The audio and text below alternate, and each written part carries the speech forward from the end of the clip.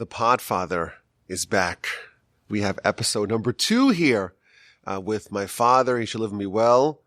And we also have a special guest, my mother as well. I got both parents over here, the Podfather, the Podmom. We have to find a name for you, Ima. But how about just Ima? Ima's fine. Okay. It's not just. It's not just, of course. We did one episode on parenting because, parents arrive home from the hospital with a baby and no instruction manual. They have no guide for how to raise this child. And they're responsible to raise a child to be healthy, to be balanced, to be successful, to be productive, to be a contributor to society, to be responsible, to be a good citizen, to be a good Jew. There's a lot that is expected of parents. And they just have no guide, no roadmap, no plan, no manual. And I was actually talking to one of my siblings, and he asked me, he's like, do you know what you're doing with your kids? Do you have any idea? I said, I have no clue. Before you have kids, everyone's so sure, they have it all figured out. But once you have kids and, they grow up and they're in different stages and you do feel like, you reach situations where you don't really know how to behave or what to do, you do sometimes get a sinking sense of total lack of control. And to help me, but also to help the podcast audience, I want to bring on my parents who, thank God, have raised 9 children, all healthy, all balanced, all successful in their own ways. Of course, some more than others. Okay, but that's to be expected. And they have the experience and they have the scar tissue also to show for it. And they've been through a lot and they've really done a fantastic job. And they're going to be our guides to help us, please God, in our sacred pursuit of raising our children. So Abba, it's great to have you back on the podcast. The first episode was very well received. Everyone wants more. Everyone's excited about the Podfather. You're the new hero, the new celebrity in town. How are things? It's so good to have you here. Yankele, having you as a son is a celebrity enough. I feel a celebrity. I just want to correct one thing that you said before. You say that you bring a child from the hospital, a baby, without instructions. I don't agree with that exactly. Because your emotions are your instructions. You like the kid? Is he sweet to you? Is he your child? So you have so much love for him that you need less instructions. You just need to love the kid and just teach him how to be a better adult. But you don't need a book. God didn't send a book along because he doesn't need a book. You have love, and that is the main book. So really parenting is natural, what you're saying? Should be natural. Parent loves the child, cares about the child, thinks about the child, tries to guide and direct the child. And it's natural. And really you should know how to do it innately. What do you say about that, Ima? I think that you have to be a good example. That's number one. If you're a fine example, the kids pick up on that, children pick up on that, and they follow suit. I have a few ideas how to bring up children that has helped me, and I've shared it with others, and I think I'd be happy to share it with you now. The first thing I think is that say no as little as possible. Why shouldn't there be positivity from the get-go? Say no as little as possible, but when you say no, children should know you mean it. You have to be consistent and stick to your guns. So the kid wants ice cream, the kid wants pizza, wants Chinese food, wants new sneakers, wants to play on the PlayStation. Your default answer is yes. Say yes, why not? But if you say no, you mean it. So kids know where they stand. Boundaries, right. Children, there should be a lot of love in between boundaries. Children do well, and they're happy. They need it. They want it. They want the boundaries because they know where the limit is. So what if the kid wants things that you think are harmful for them? No. So if it's harmful at all, it's no. Right. You're the parent. Don't forget you are the parent. Today, it's a lot of challenges out there. I'm not talking about the war that you would like to dwell upon, But it's challenging to bring up children today, much more than it was, I think, a decade ago, and more, twice as much as it was 2 generations ago. Okay. But let's say this may or may not have happened to someone sitting in this room. We're, by the way, recording this in the Torch Center in Houston, Texas. My parents are here. The Torch Center has been elevated as a result. The previous episode we did via Zoom. I'm very excited to have y'all over here. Let's say this, again, might be totally hypothetical, but maybe it isn't. Let's say you are looking for something and you happen to be fiddling through your kids' stuff. You're rummaging through your kids' stuff because you're looking for something. And you find, a pack of cigarettes, let's say, or you find a little vaping device.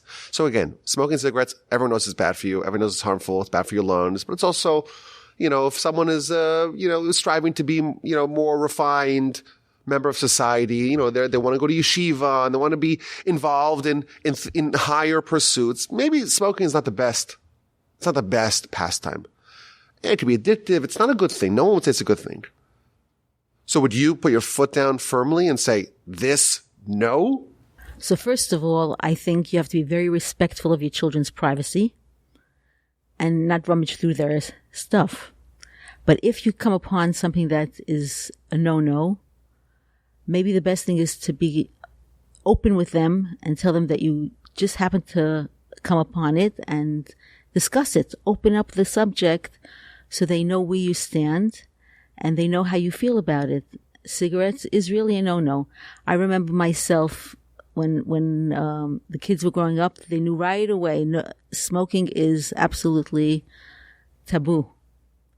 However, on Purim, I would take a cigarette out for myself and a cigarette out for the kid, and we would smoke a little bit and get it out of the system. Get it out of the system, exactly. So what would you say, Pops, about this? You find the cigarettes, again, which is, it's something, it's not the worst thing in the world, no one would say this is like, it's not heroin, you're not finding meth, there's not crack cocaine. It's cigarettes, it's bad. You find it in the kids, you weren't looking for it. I agree, you should respect the kid's privacy, the kid has to know that, but let's say it happened by chance. What do you do? My big problem is that the kid didn't know how to hide it enough. If you do something that you shouldn't be doing, as you know you shouldn't have been doing that, please hide it well. Or maybe it's a decoy. Maybe this is 4D chess over here. This is the decoy for what they're really hiding. Who knows? Well, in my case, I would have told the kid what I went through in order to quit smoking. Mm-hmm. Nobody stopped me from starting to smoke when I was pretty young. But it took a lot of effort and difficulty to stop smoking. And if you describe that to the child, I think you would have some thoughts about it. I mean, this is an addiction. Addiction is a horrible thing. It's very difficult to kick. But in general, just as a matter of principle, would it be the proper philosophy to say, I'm going to say yes, and I'm going to say yes even if I have to clench my nose, even if I have to say yes to things that I really wouldn't approve of, because I want to say yes, and I'm willing to tolerate kids doing things that I don't agree with, because it's okay, let them maybe get it out of their system, or maybe if I allow them to do this, they won't do something which is really bad. That wasn't the way I dealt with my children. If I saw something wrong, I mentioned it. I wasn't violent about it, but I definitely mentioned it. It's wrong to do. It's wrong to do, and don't do it. And I mean, suggest to you not to do it because you grow up and you have this habit, which is a bad habit. So, don't get into bad habits. Mm-hmm. But I wouldn't overlook it. No. Mm-hmm. So the general principle that everyone's agreeing with is we say yes when possible. When there's something which is really bad, we mention it, we try to address it. And when there are things that you say no, either because they're really, really bad or because you just made a red line, that you stick to come what may. That's a red line in the sand, and that is, as they say in Yeshivish, Yehard Val Yavar. That's a point where will not be crossed. I know I've mentioned this in the podcast with my children. I do adopt a similar philosophy. And I told them, one thing I'm not going to allow is them to get a smartphone when they're young. I think it's so destructive. It's on numerous dimensions. It harms their ability to concentrate. It gives them quick dopamine fixes, quick pleasure. Scrolling is the new smoking, they say. They could expose themselves to all sorts of terrible things. It really hampers them in every area of their development. And I told my kids, I said, I'm willing to do things that I really cannot stand. Like, I'll get you a car. I'll buy you a gun. I'll buy you a Russian tank. That's what my mom always told my kids. I'll buy you a Russian tank. They sell them on eBay. You buy a Russian. I'll do whatever it is. This is what I won't do. Is that a fair? See, you present it very nicely. Like, I'm not trying to limit your kids. Yes. I want you to grab the world. Mm-hmm. But there's some things that I know as an adult that are wrong to you in the long term.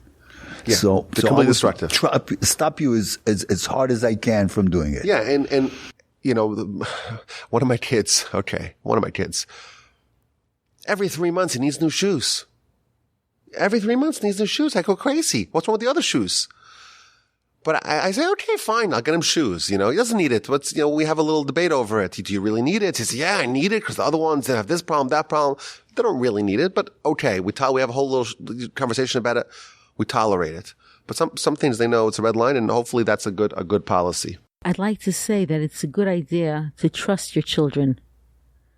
You trust your children, they come through for you. If you give them, you believe in them, they won't disappoint you. Mm-hmm.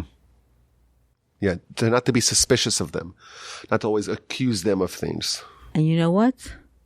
If that's the price to pay to have a new pair of shoes every 3 months, so be it. Worth it. Yes. Ima, what else do we have on your tips? So we have say yes by default. Say no sparingly. When you do say no, you hold a firm line. Trust them, believe in them. And remember that the children do the best when they have boundaries. When they know where you stand, where they stand, it makes their life so much easier. So what about, let's say, bedtime? So our children used to laugh at me. I would say, as far as I'm concerned, you are sleeping. Remember it's that? past your bedtime. Whenever it was, okay, suddenly they're hungry, they need a drink. So whenever you're able to, go with it. Go, but my kids, they're like, at night, they want to just be up and chat and read and be around. And in the morning, it's a nightmare to wake them up. But I don't take a militant stand about bedtime. So is that included in the boundaries where it's important to be firm about that? Or that's one of those things, okay, you know, we'll be flexible enough. There's no one way to do things. Every child has different needs and every child is different. And you have to be sensitive to what each child, one of our children had difficulties falling asleep. So there has to be a little leeway on that. Now the kid that's supposed to sleep at 7 or 8 o'clock and it's 11 o'clock and he's still hanging around. As far as I'm concerned, you're sleeping, and that's the way they grow up. Each one with their needs and their. Beautiful, Mama. What else is on your quick tips? A quick tip is, Abba always says it: love your children, love your children. Children can never rebel against love. They can rebel about a lot of things, but love, hard to rebel against. So keep loving them. Even if sometimes it's hard. Is that fair to say? I guess, you know, it's your children. You love them. And I believe in hugging them and kissing them and physical love as well as the emotional, whatever you can give them. You'll never be sorry. This was a theme that came up in the last episode, the importance of loving your children and basing the relationship on love. Well, it happens to be that it wasn't hard. I love my children. They're great. So it wasn't difficult for me to love them, and I still do, and I always will. That was amazing, Ima. Incredible, wonderful. I want to talk about some other things that are happening in the world and maybe probe some of the questions of how we as parents navigate some of the difficulties or some of the situations that are happening in the world. So, of course, we have the war in Gaza. There was a terrible, terrible terrorist attack where Hamas terrorists infiltrated Jewish towns and just indiscriminately slaughtered hundreds and hundreds and hundreds of innocent people in the most brutal, brutal way. Some of the things that I read and that I heard about, like, are so grisly, are so cruel. It's an unimaginable what these people went through and what they're going through. Think about the families of the hostages. I read that there's over 100 bodies that they can't identify because they've been so destroyed beyond recognition. All they have is a lump of coal. Go figure out who that is. And these families are plunged into this uncertainty. Is their child, is their parent, is their relative in Gaza a hostage? Who knows what they're going through? Are they dead and you just don't know it? It's just a terrible, terrible circumstance. Of course, there's a war. And the war, well, there's, the tanks rolling in and the soldiers rolling in, and you have the aerial strikes, and there's a lot of video available. And the question that I want to maybe throw out over here is how do we address this with our children? On one end, it's important for them to know we don't want our kids to be living shielded from everything. We don't believe in what's known as helicopter parenting, where the kid lives in like a bubble, never exposed to anything. Because then they don't have the capacity to engage with the real world. It's a sharp wake-up call for people when they get exposed to the big bad world. I think as children, it's important for our children to know that as Jews, we have a closer relationship with Hashem, and we have a heightened responsibility in the world.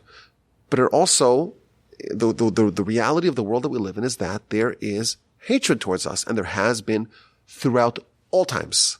And we've suffered tremendously as a people. And that still exists, and it exists even in America today. So I think it's important for kids to know that, and maybe this war will be a good example of that, innocent people were slaughtered. On the other hand, we don't want to scare them. We don't want them to be terrified and to wet their beds and to be paranoid. So we want them to be sensitive, but not to be terrified. We want them to empathize with their brethren, but not have that dominate their life and cripple them. We want to shield them, but maybe not too much. We don't want to coddle them. We don't want to raise them in a completely hermetically sealed environment. So obviously this is a general question, but specifically with respect to the war, what would be some ways to parents can maybe think about how to address this? What to tell the kids, what to not tell the kids, how to address it? Kids know more than we think they do. They pick up from their friends, from the society. They know a lot. I myself, personally, I'm a child of Holocaust survivors.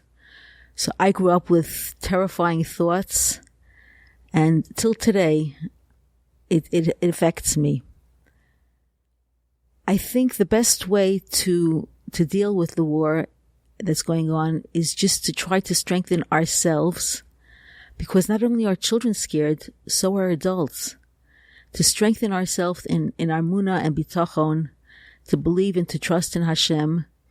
And I've seen numerous clips of the soldiers before they went out to war. There is Shema. All these soldiers say it together, and then this shofar blowing. It's awe-inspiring, absolutely. And you see that, and you just try to strengthen yourself and realizing that everything is from Hashem, everything, and just get strength from that. And I daven when I say Oseh Shalom, I really think that all the soldiers should come home safe and healthy to their families. It's serious times, but the feeling that I get is that it's almost like the days of David HaMelech, when before they went out to war, they davened and they said Shema, and they prepared themselves spiritually, emotionally, and that gives them strength and our strength and us strength to exist today in these difficult times. I want to talk more about what it was like to grow up as a daughter of Holocaust survivors.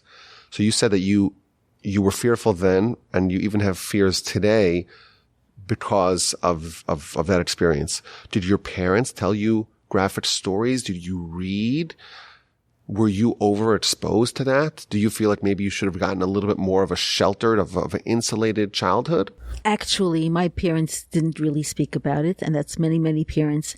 And I'm absolutely, it's incredible that that all the Holocaust survivors were able to lead normal lives, have family, wake up in the morning and smile. We can't imagine what they went through. My mother was in Auschwitz, and she survived. My father was in labor camps, slave labor, and they were zocha to raise a family. I think we're pretty normal, and it's the Jews have suffered and have gone through, but they rebuild, they unite, they start all over again, and their strength as a nation is unparalleled. Unbelievable. But what were some of the experiences that you had so growing up? So first of all, when I come to a new place, I look, where can I hide? If God forbid they're after me, where can I hide? And then as you mature, you realize that you can't hide. Hashem is with us, and whatever is destined to happen is going to happen. Mm-hmm. But do you feel like you got that paranoia, maybe we could call it? Or maybe it's real. Maybe it's real fear. I used to hear a joke. There was a joke that they said, why are the Jews all paranoid? They said the only ones who survived all these thousands of years were the ones who were paranoid. It's a bitter laughter, huh? It's awful. But were you exposed to it in an overt way? Did your parents always say, where's the exit? Who's that guy? Why is the look? No. Why look at me? So how did you pick that up? Was it just in the atmosphere? It was in the atmosphere, and I was always careful not to cause them any more anguish or agmas nefesh or any pain, because they went through so much. I grew up a little bit in it with it's a guilt generation. Mm-hmm. Interesting enough, I can say the same thing, Faige. Because you were also I'm also a son of a Holocaust survivor. My mother. My father did not go through the Holocaust. He was out of the country. He went through peaceful it, Sweden. It was peaceful, but it wasn't always clear it was going to be peaceful. But he didn't know. He didn't go through what my mother went through. Of course not. Okay, so my mother was. She knew very well how to tell us stories of those days without scaring us. However, till today, you don't want to hear any more Holocaust stories. Well, it's overwhelming. I can't read any more about it. I would just now read the book from Benji's mother. And I can't believe what she's telling over there. And I'm sure my mother went through the same things, but she never said it. We used to sit Motzei Shabbos. My father went to yeshiva to give a shmuz. And we stayed home, dark, with our mother, and she would tell us stories. But the stories were filtered. She didn't tell us the gooey stuff, the scary stuff. She did not scare us. I was from the very, very fortunate ones to have a grandmother. Practically nobody had a grandmother in that generation. Who had grandparents? They were all killed in the war. All killed in the war. It happened to be that when my mother and my aunt walked with my grandmother through where they were in line for Mengele to give them the point the finger right or left, and my grandmother was already a woman in her early 50s, and he said, "You're still young enough to work." And she went to the L'chaim. Wow. So I want to really understand this more. So if I'm doing the math correctly, so your mother, Babi Esti, Ima, she survived. The other three grandparents were killed. Is that right? Were killed. And Abba, your paternal grandmother was killed in Riga in 1942. Right. And your maternal grandfather was killed in Slobodka. Was killed, in 1944. Right. And your other two grandparents passed away before of natural causes. So, and it's a fascinating thing that you're saying that your mother told you stories. Yeah, they were sanitized, they were filtered, but she told you stories. And did you feel like you have trauma from that? Do you feel like you have terror from that? No, I knew they went through very hard times, but I can't say that I had personal trauma, no. And Ima did. Ima did.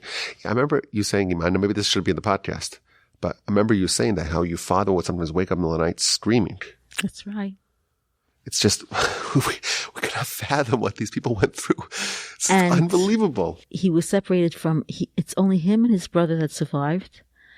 And when he was told that his brother was in Auschwitz, he didn't recognize his brother. He says he was skin and bones.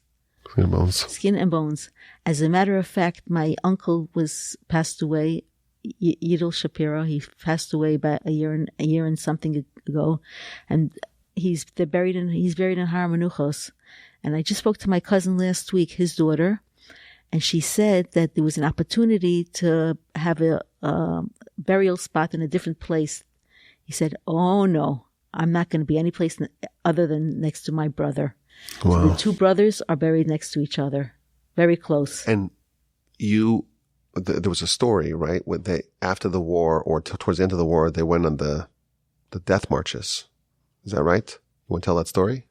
Well, my father, Rabbi Yitzchak Isaac Shapiro, was a very humble man, never demanded anything, never complained about anything. And he never told us that when on the death march, he carried his brother for weeks. He wouldn't let go of him. That's the closeness, and that's the... So you never knew that story? No. I only heard it after my father passed away from my cousins. Wow. Never. So it's an amazing thing that all the trauma and all the pain and all the tragedy and all the suffering, you didn't hear about it, but you felt it. I guess so. I guess you could say. And it kind of filters down. It filters down. I have a terror that my kids are not going to know about this. They're not going to know about what, every generation it gets more and more removed from the collective conscious, of our children. Right. You're right. It's scary to think the world. So Safta, Aleh Shalom, wrote a book. Now, why did she write a book? She's also a very humble woman. When there started being denial in the world that the Holocaust existed, she said, that's it. Mm-hmm. She has to tell her story. And I get a sense reading that book, Faith in the Night, by my paternal grandmother, Rivka Wolbe. I get a sense that she told us 1% of what actually happened. Yes? Exactly what I said. Yes. Yeah. She hid everything inside, everything, the real bad things you didn't hear. Did you ever get a sense that she was holding back? Oh, you could see the sadness in her face when she was telling us the stories. It's usually in the dark. It was usually before the end of Shabbos. It was dark already. Abba went to yeshiva to speak to yeshiva, and we were sitting around her, and she was telling us she was talking in the dark.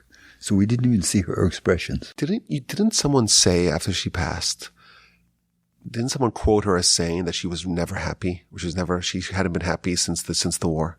She just pretended. I think I remember something like that, yes. She was very warm. Very warm. Yes. Very warm. Yeah, we did not feel, unlike Ima, your mother, that she felt some sort of stress from her parents. I did not feel that. Wow. So translating this to the war, are we saying to the current war, but really to anything that happens? I remember reading that Saba, so your father, Abba, someone once asked him, how do we tell kids about, or how do we deal with the fact that kids hear about tragedies, about bad things happening, about people dying? And he said, kids, how do we tell adults about it? He didn't like the question. I feel like it could be an opportunity to educate children. Children need to be educated, and they need to live in a world. They need to have knowledge. They shouldn't live in La La Land. They shouldn't live with a total ignorance of everything that happens, everything that could happen. Well, today's kids, they know what's going on, more or less. But it doesn't mean that they need to know all the good details. The horrible details, which I don't even know. I can't watch those videos. They want to show it online or whatever. I don't look at it. I can't see it. So I think I protect myself not to really be exposed to everything. Mm-hmm. It's not for me. I can't deal with this. And what about the question of anti-Semitism? Is it important that kids know that we're Jews and we have a target on our back? Is that something you would tell the children? Esav son el Yaakov. The Goyim don't like us. As nice faces to show us, but they don't want it. They don't know. And is it important for kids to know that? I think they get the sense. I don't know. I wouldn't scare them with this, but it could be mentioned here and there. Yes. So you would say something like, "We're Jews, and we come from Abraham, Isaac, and Jacob, and our nation throughout our history has always been the subject of persecution, but Hashem watches over us, and there's a plan." We survived. And we survived. And we'll continue to survive. Yes. What do you think about this, Mama? I think there's nothing wrong with showing a little force to the Goyim who start up with your kids. Mm-hmm. That's besides the point. When we lived in Brooklyn, there were some kids that were very annoying, let's say. And aggressive, and they really started up, and Abba came over and said, if you don't stop harassing my children, I'll show you a thing or two. And that's not what I said. I said, you'll see your brains all over this floor. He said nothing gory, right? Yeah, but to them, I can tell them exactly what I'm going to do to them. and the harassing stopped. In other words, there's nothing wrong with protecting yourself and defending yourself and giving your children the feeling that you're there for them. You're going to defend them and protect them as much as you can. And in general, you would tell your children, if someone, let's say, hits them in school, hit them back, right? Oh, definitely. We don't believe in just going like sheep to the slaughter. My father used to say the same thing. What did your father say? Yeah, he hit you, hit him back. Love it. Hit him back. Okay, so let's talk about something which is, I guess, a little bit related. I think it's another one of those tricky dilemmas that parents have. That parents maybe they don't have, but I certainly have it. And I think people who think deeply about the upbringing, the chinuch, the education of their children, I think they have to encounter this dilemma at some point. And that's the question of insularity. You know, we as a community, you know, we're part of the Jewish community. And we send our kids to Jewish schools, and we want them to have a Jewish upbringing, right? To be exposed to Jewish values and Jewish priorities and Jewish culture and Jewish society and Jewish community. But of course, we don't live in Israel. We don't live outside of the general society. We're surrounded by other communities and other cultures and other ways of thinking and other philosophies. And on one hand, it's important for kids to have a certain background, a certain sense of how things work in the real world.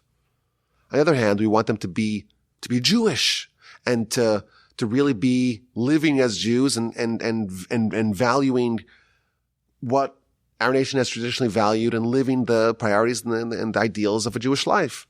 So how do you balance the exposure to secular, to general culture on one hand, yet to not be too insular that you kind of live in a little bubble away from the rest of the world?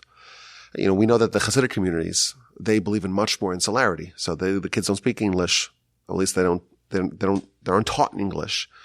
You know, they have Yiddish and they very much are distinctive in their way of dressing and in their communities. They have extreme insularity. On the other hand, we have maybe other communities that are much more exposed to the general world. So what's your philosophy, or what are some ways of thinking about this dilemma? You know, I'm thinking about, you know, books, right? Are we going to have only Jewish books in our home? Television, movies, sports, all those elements of secular culture, how much are you going to welcome in, and how much are you going to embrace or tolerate, and how much are you going to push back and say, no, we live for a different set of values and we have a different way of living? Well, if you repeat that statement once in a while, the kids get it. Exactly this statement, that we are different and we want to stay different because we are the chosen people. So, you know, what you see in the street, and they see everything. The kids, you can't close their ears and eyes. They see what's going on in the world. Okay? So they see what the other world looks like. You have to show your way, your world. Your world is a holier world, and it's a healthier world. Mm-hmm. You know, that during this conflict, we see, during this war in Gaza, we see a lot of Jews. Again, obviously not the majority, but there are many, many Jews who are calling for a ceasefire, who are even justifying the atrocities of Hamas, well, because of the occupation. And to me, this is an example of a failure of our community or of our communities to not instill Jewish values and Jewish priorities and Jewish ideals in their children. If you expose yourself to the world, you go, kids go on the internet and they go on social media and they go on TikTok, go all these places, they can read all sorts of things, and that will be very influential in molding their worldview. I don't think they should be exposed to these things. I think we should protect the kids from being exposed to it. Mm-hmm. Definitely. On the other hand, I once told someone, a friend of mine, a rabbi, I'm like, oh, just email me the PDF. And he was like, how do I do that? So maybe there's too much insularity where someone is like really living as a Luddite, living, like in the shtetl, and maybe that's a bit too much. I think it's too much. What do you think, Mama, about this? I don't think there's anything wrong with him not knowing how to send that PDF or receive it. It's just he has his life and he decided not to become, I myself am not so computer savvy, so I can relate to that. But it's a balance. It's a balance. You don't want your children to be somehow to be out, exposed to a certain degree. But if it's taking a chance, let them be insular. Mm-hmm. Better safe than sorry. Yeah, and they should always remember, it's a good opportunity to say, have your children know that the world all the nations of the world look upon the Jewish people as the light, and it's true. And there's so many ways that we could make a Kiddush Hashem. Just being polite, being friendly, to saying good morning and thank you. All these things show the world that we are the special nation that we are. Yes, that's a beautiful point. I know that growing up, we had exposure in our house. There were some, non-Jewish novels, newspapers, and magazines, and Reader's Digest. Flying magazine. Flying magazine, of course. Yeah, U.S. News and World Report. I don't feel like we were insulated. We were into sports. We used to listen to the radio. We did have exposure. Couldn't find you, Yankala. You were by the neighbors watching a game. Yeah, but by the neighbors, right? By the neighbors. But by the neighbors. And I think it's another beautiful point to tell the children, not just, well, I think that in general, every parent should think about this question of how much to expose and make a line for themselves. But the actual engaging with this dilemma and the calculation, the trying to sense of what the proper boundary is, that in itself is a productive exercise, because you make the lines that are appropriate for you, but it's important to have that, or else you're not doing maybe a good enough job as a parent. Like if you're not thinking about this, if you're just allowing open season, then maybe you're not doing enough of a job as a parent. Right. So finding the right balance, whatever that is for you, but to think about this is an important element of parenting.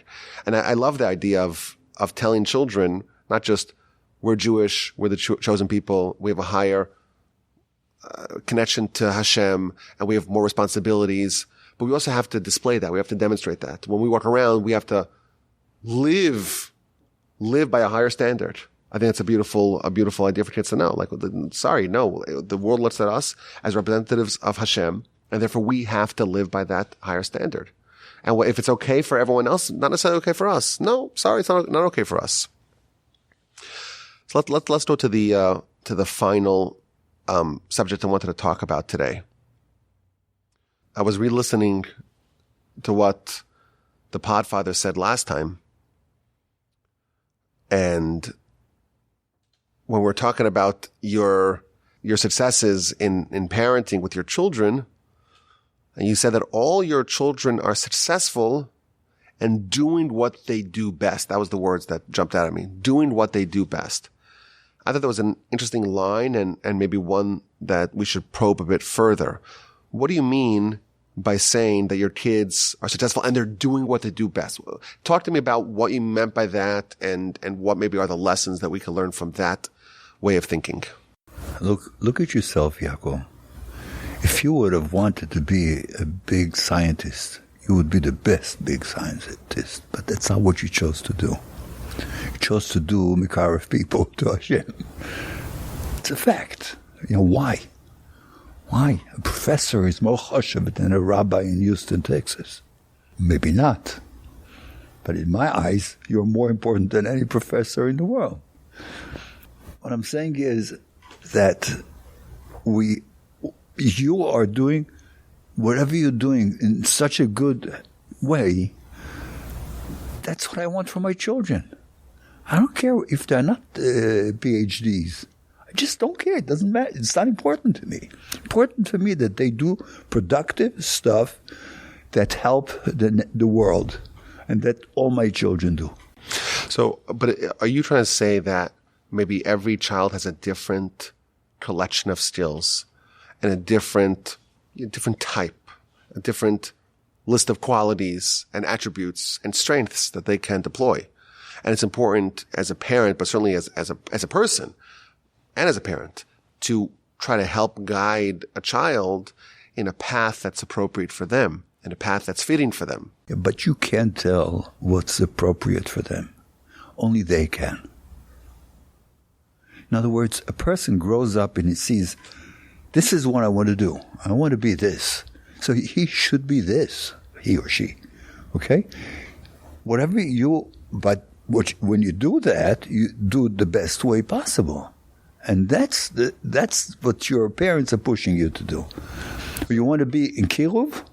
The best Kiruv guy in the world. You want to be in business? The best business guy in the world. And so on. You want to be a Talmid Chacham? A big Talmid Chacham. Mm-hmm. I remember hearing that the pasuk, the verse says about Ishmael, that Hashem was with him. This is in chapter 20. We just read it this past week. I don't know when this podcast will be released, but we just read it recently. Hashem was with him, and he was an archer. He would shoot animals. He was a hunter. He was the best hunter there was. If you're going to be a hunter, be the best. Be the best. Be the best. In other words, use your koiches, your strength into whatever you're pulled to do. You need to do. You want to do. Yeah, whatever speaks to you, whatever is fits your skill set. Yeah, Mom, what do you think about this whole subject? I have to agree with Abba, who said that whatever you do, do the best you can. And I always said, if you do a job, do it right. Remember how many times I used to say that? If you do something, do it the right way. We were blessed with wonderful children, and they all are productive and doing many good things for them, for their families, and for the world. So I'm very proud of you all. Thank you for having us. This was a lot of fun. This was delightful to have y'all in the Torch Center on the podcast, the Podfather and the Pod Mom. We have to come up with a nickname, Mama, for you. Pod Mama. Pod Mama. And a lot of people don't know that parenting is really supposed to be natural. They don't know. And to hear that from you, and to hear you talk about some of the things that you did with your children and some of the philosophies that you're sharing here, it's very helpful for people. Sometimes we don't know what we know. We don't realize what it is that we actually know and how valuable that could be for someone to know that. Because the things that come to us naturally, or the things that we really do well, are things that we assume everyone else does well. And a lot of people are absolutely mystified by parenting. Totally mystified. And they don't know what to do. And they want to raise their children well, but they just blunder. So they over-control. They're very controlling, exactly. Over-controlling. But yes. They think that that's the right thing to do because they don't know. So that's what we hear. Okay, exactly what we hear. Yes. And so it's a real service that you have done. And I hope to have, please God, many more episodes of the Podfather. If someone wants to send in any questions, we still have some questions for next episode. Some people submitted, but if there are more questions, please submit them. You can send them to me, rabbiwolbe@gmail.com. And Mama, this was your first episode of the podcast. Yes, it was. I would like to just add something that if you're in a dilemma or you don't know how to go to the next step with your children, ask around. Notice people that you admire, the way they're bringing up their children, or the way they, in general in life, there are so many good people out there you could try to emulate, or you could ask them for advice, and that will help you. Also, there's another thing. If we make a mistake with our children, which we're only human beings and we can make mistakes, and we do make mistakes, nothing wrong by saying, you know what? I'm sorry I yelled at you. You didn't deserve it. Or I'm sorry I yelled at you. Or whatever it is that the mistake you did. It brings so much confidence into a child. It gives them they feel so good, and it just makes the bond between you and your children greater. So to admit when you failed, when you blundered. Admit, 100%. apologize. It does wonders.